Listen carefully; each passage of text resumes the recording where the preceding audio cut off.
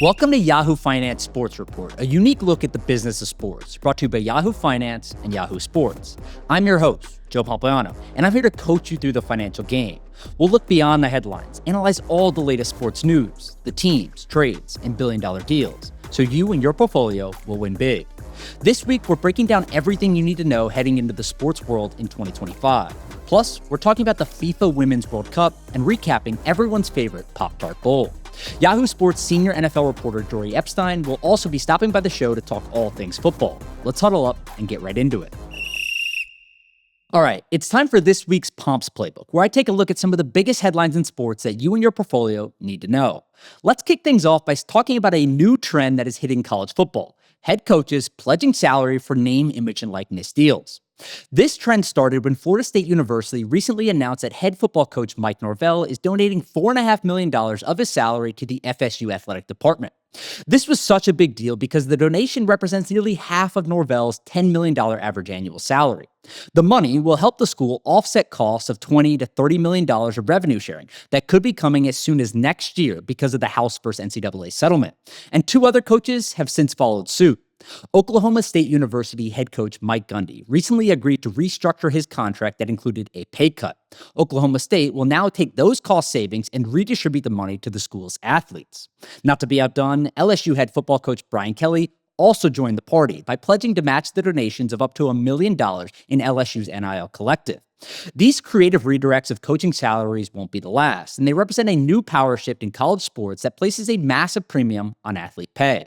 Next up, I want to talk about Live Golf, close to closing a new broadcast deal with Fox Sports for 2025. Now, this news was initially reported by Sports Business Journal, and they're saying that Live Golf and Fox Sports are expected to sign a new broadcast deal to air events starting in 2025. The terms of the agreement are unclear at the moment in regards to a rights fee and which Fox channels will air Live Golf events.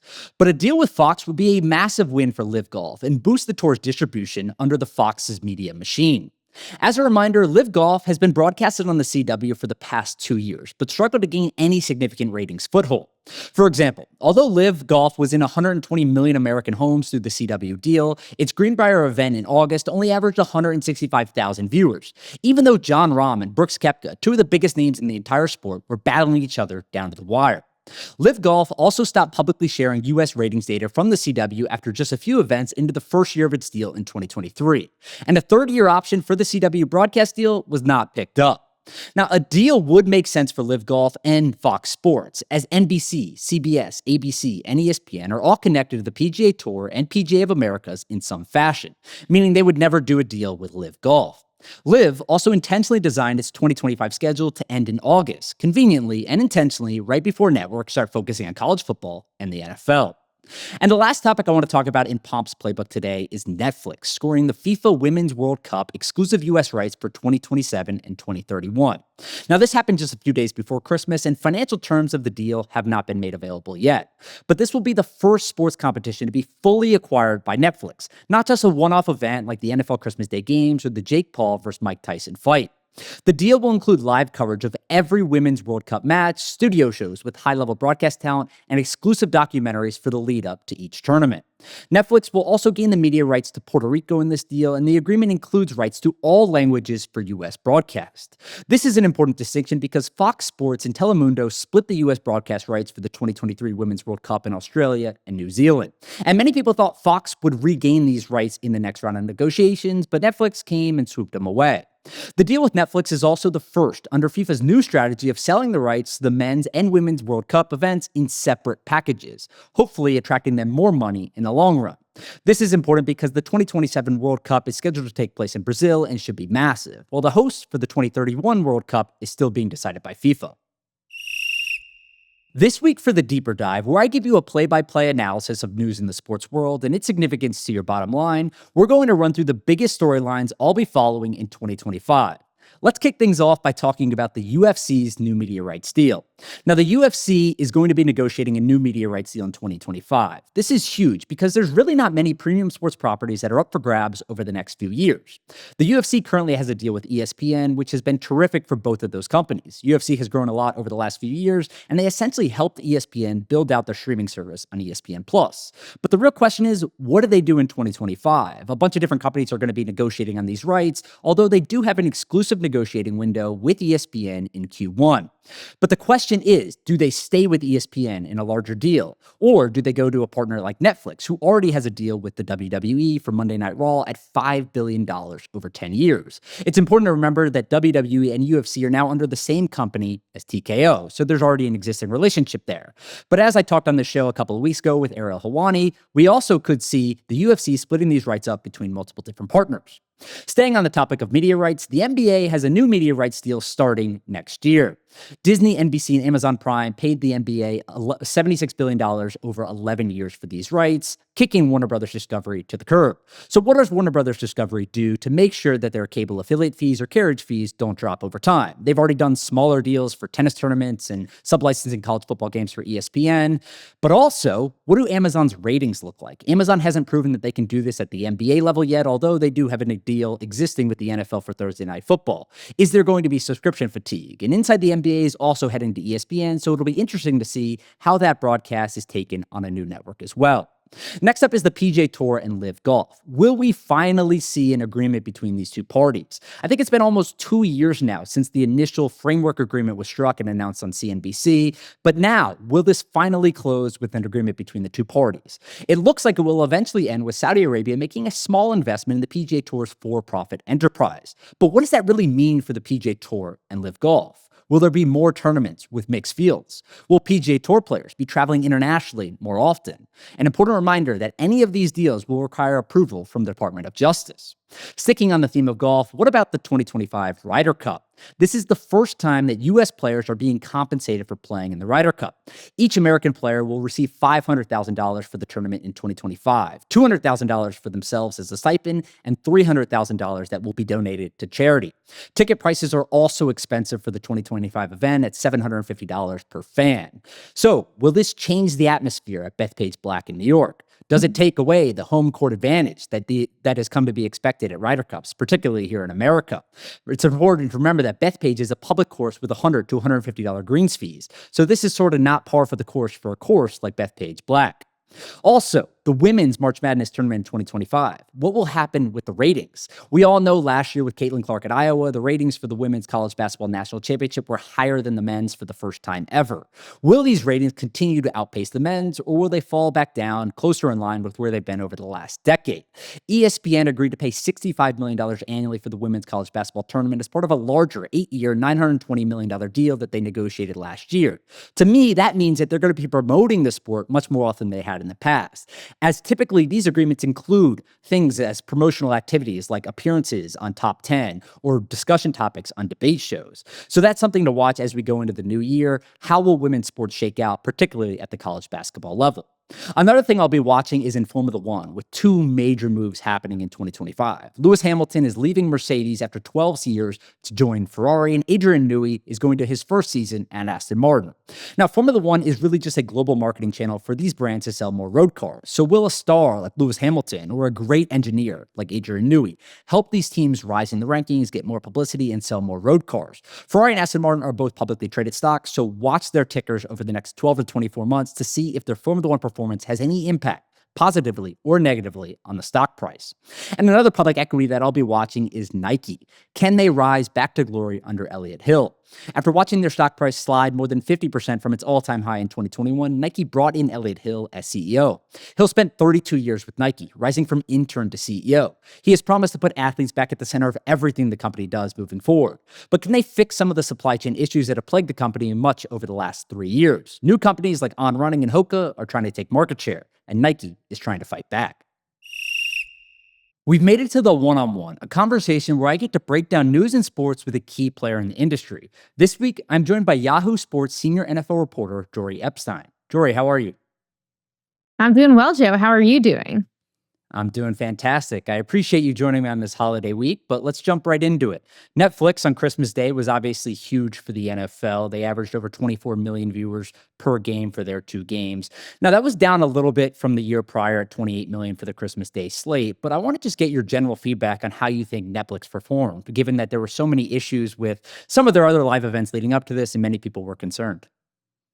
Absolutely. I watched both of those games and I did not see streaming issues. I did feel like it was a clear broadcast. We were able to see clearly. There wasn't any significant lags. It was very easy once you got onto Netflix to access it. And I think for the NFL, it's not just about are people getting on, but where are they getting on from and who are they getting on from? And I think the quality as well as the quantity of the audience is exactly what the league was looking for.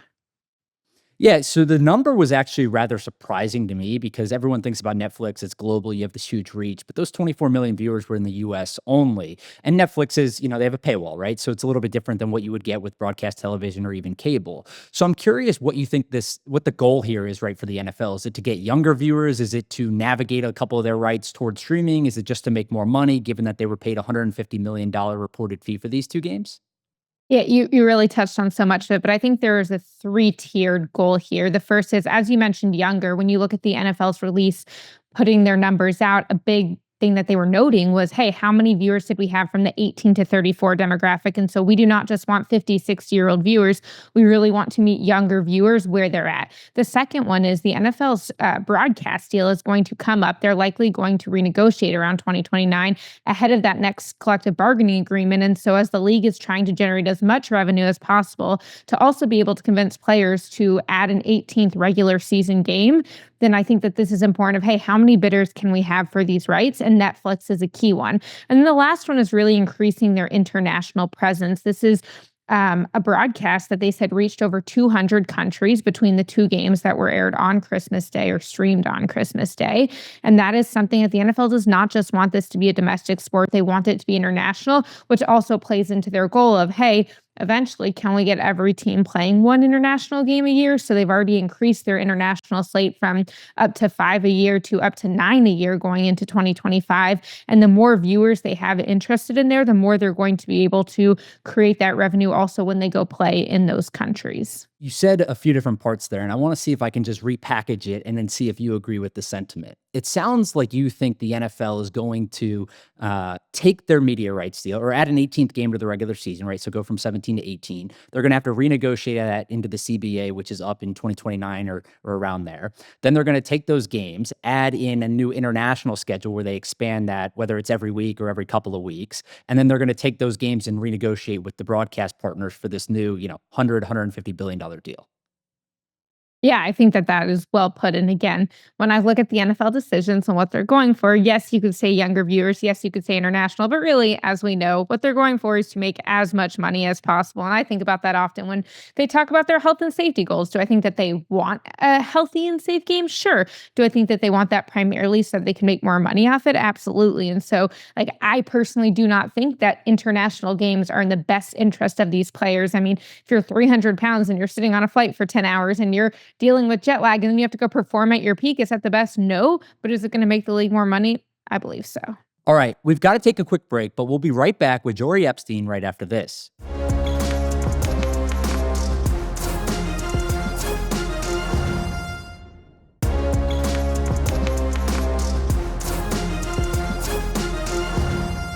Welcome back to Yahoo Finance Sports Report. I'm your host, Joe Pompliano. I'm here with Yahoo Sports senior NFL reporter, Jori Epstein.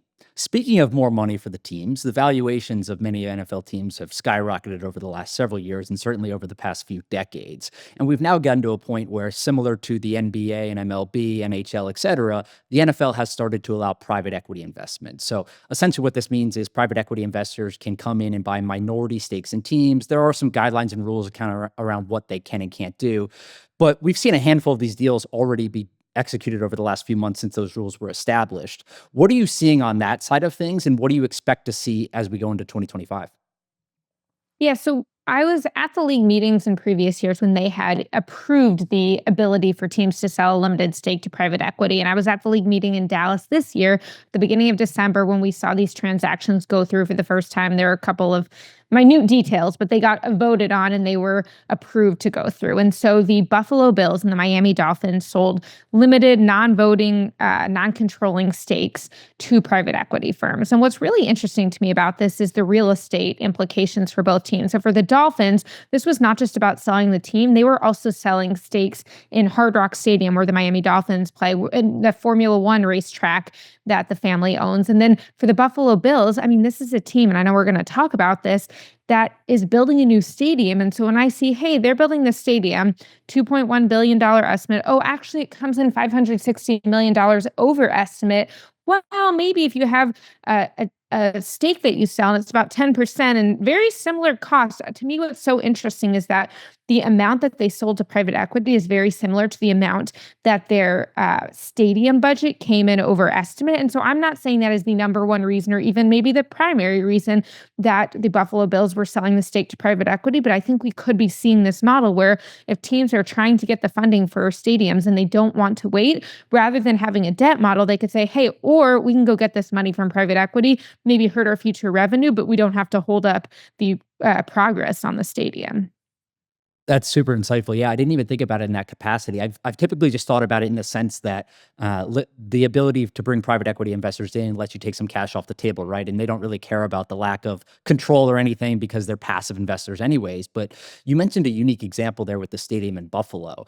And I'm curious, specifically with Buffalo, but we've seen it in Tennessee and other stadiums as well, the use of private funds and taxpayer money to build these stadiums, right? I think Buffalo is getting close to $850 million in taxpayer money on, call it a $2 billion stadium. Tennessee's getting even more than that, and we've seen several other stadiums get a lot of money too.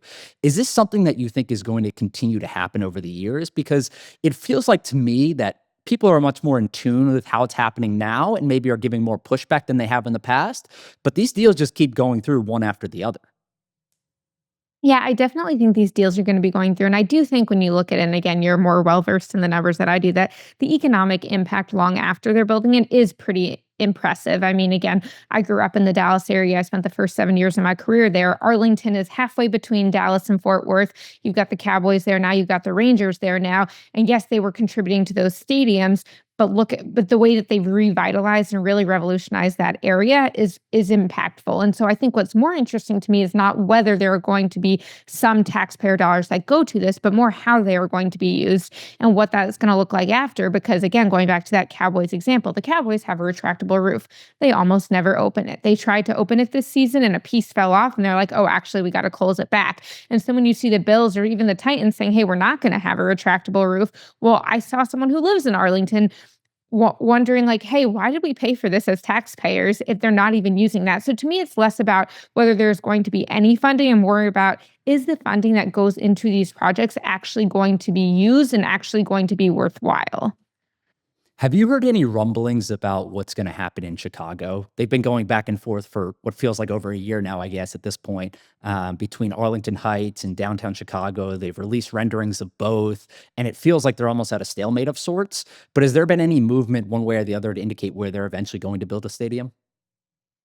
I feel like if I tell you one thing, by the time we finish this show, which is not even a very long show, there is going to be a change. And really, to me, what's so interesting, and again, I'm more focused on the football and the business like you are, but this is a team president, Kevin Warren, previously with the Big Ten, who came in to work on the stadium project. And not only has he not made progress on the stadium in terms of securing a location and starting that groundbreaking, but he also has now become extremely involved in the football side of it, arguably leading their next coaching search. He was not willing in a recent press conference to say that he would let his general manager have the final say on the head coach. And so not only is he not moving forward with it, and again, I'm not saying people can't multitask. I understand a team president can do multiple things at once. When you look at a team president who was billed as coming in to really work on the stadium, and now he is working way more on something else, I think you also have to wonder how that's impacting the stadium progress. You're not giving yourself enough credit on the business side because Kevin Warren is a really interesting piece there that not a lot of people talk about. And I think more people should be talking about it. But switching a little bit back to the football side of things, Bill Belichick, right? He has this amazing, illustrious career, greatest professional football coach of all time by many people's opinion. He now goes to UNC to coach college football. We're sort of seeing that there's now this kind of merge between the professional and the college game, whereas even just a year ago, there were college coaches leaving for NFL assistant jobs, and everyone was saying they didn't want to deal with NIL, and it was just an easier life in the NFL. But now we're seeing this world where they're kind of the same thing, right? As Belichick said, he said, look, you still have the transfer portal, which is like free agency. You have NIL, which is contracts. There's going to be capologists, all these different things. Is this something that you think we'll continue to see? But also, what does it say about the NFL and the relationship it has with college football? Yeah, absolutely. Again, I was at these league meetings in Dallas when Bill Belichick took the job, which was interesting because the way that the league meetings, particularly the December ones, work is all of the team owners come, and then also there's a labor seminar. So you've got general managers there, you've got executives, team presidents, general counsels. And I was asking everyone as it became increasingly clear that Bill Belichick was going to take this job, why would he do this? And why would he take this job now at the beginning of December when the NFL hiring cycle hasn't even opened? Yes, there are some head coaching openings, but most teams, I mean, the Jets are starting to slowly interview. And really, the conclusive opinion I got from several leaders of teams was Bill Belichick would not take this job without knowing what his NFL interest was. And so I'm not saying no one would have been interested in Bill Belichick coordinating their defense or even maybe being head coach and over team specific things, but not over personnel. But I think Bill Belichick got the sense that the NFL was not willing to let him come in and say, hey, you can run the draft, you can run free agency, you can run your roster, and you can run your scheme. And that is something that the University of North Carolina was willing to give him. Another thing I found super interesting is that there are some NFL coaches who are not going to have the level of college involvement and even exposure that Bill Belichick got over the last year. So when Bill Belichick was introduced as the head coach of North Carolina, one of the things he said was the college game came to me. And at first, I'm almost like rolling my eyes listening to this. And I'm like, what do you mean the college game came to you? Okay, we get it. You won all these Super Bowls. You're one of the best coaches, if not the best coach ever to do this. But what do you mean? And what he said was, first of all, his son was the defensive coordinator in Washington, and so he was spending weeks there with those players, getting a sense of what it was like being with college players right now. Then he would have different coaches reaching out to him saying, hey, what do I do about the 2 minutes? What do I do about having the tablet on the sideline? How do I handle the transfer portal? So there were all these very specific elements of the game that coaches around the league wanted Bill Belichick's input in. And so he really got this crash course where he said, oh, I'm giving you guys my opinion, but as this is happening, I'm developing my own philosophy for how I would run a program. Well, then why don't I go do that? And then we see Bill Belichick taking the job. Jori, thanks so much for joining us. I learned a lot, and I really appreciate you joining the show. Joe, absolutely great to talk to you. Talk to you soon. The clock is winding down here, but we have just enough time for some final buzz. So let's talk about everyone's favorite bowl game, the Pop-Tarts Bowl.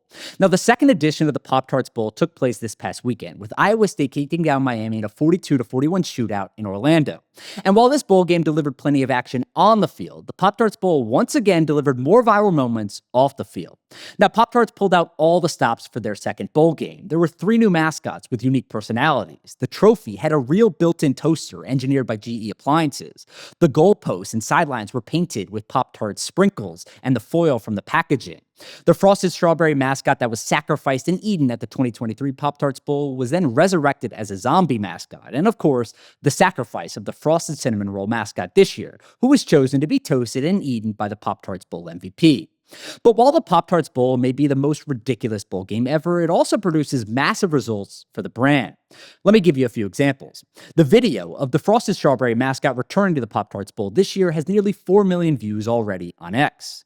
The post-game celebration with the video of the cinnamon roll mascot being sacrificed this year and toasted has over 2 million views on X. Pop-Tarts also hit its highest search volume ever on Google Trends, and time will tell if the game's virality will once again translate into sales. Because at a Sports Business Journal event last year, Pop-Tarts executives said that the brand sold 21 million more Pop-Tarts in the 8 weeks after the 2023 bowl game than it did in the 8 weeks leading up to the game.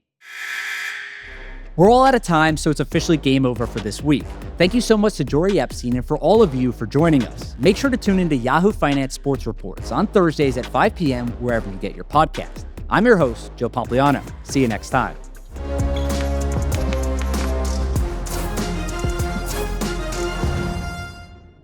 This content was not intended to be financial advice and should not be used as a substitute for professional financial services.